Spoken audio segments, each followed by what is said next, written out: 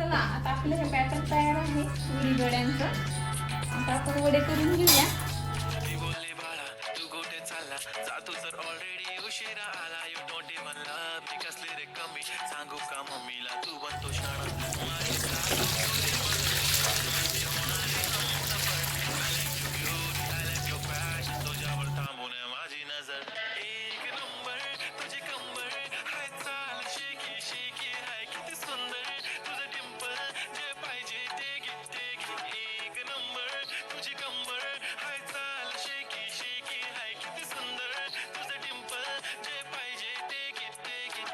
तयार आहेत आपले खुसखुशीत वडे.